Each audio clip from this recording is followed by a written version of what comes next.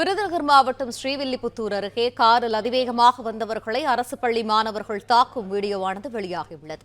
இது தொடர்பான மேலும் தகவல்களை எமது செய்தியாளர் மணிவண்ணன் வழங்க கேட்போம். மணிவண்ணன், இந்த தாக்குதலுக்கான காரணம் என்ன? இந்த விவகாரம் தொடர்பான விரிவான தகவல்களை பகிர்ந்துக்கோங்க. வணக்கம். விருதுநகர் மாவட்டம் ஸ்ரீவில்லிபுத்தூர் அருகே வத்திராயிருப்பு தாலுகா மகாராஜபுரம் பகுதியில் அரசு மேல்நிலைப்பள்ளி இயங்கி வருகிறது. இந்த பள்ளியில் 700க்கும் மேற்பட்ட மாணவ மாணவிகள் பயின்று வருகின்றனர்.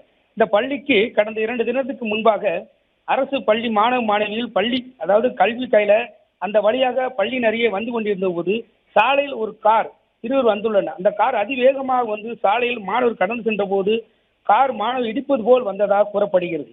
இந்நிலையில் மாணவர் ஒருவர் காரில் வந்தவர்களை ஆபாசமாக பேசியதாக கூறப்படுகிறது.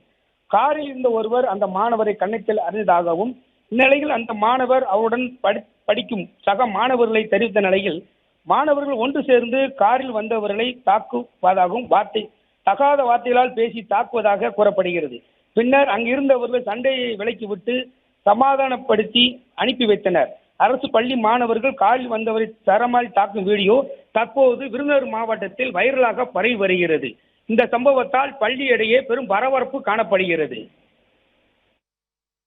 நன்றி மணிவண்ணன், விரிவான தகவல்களுக்கு.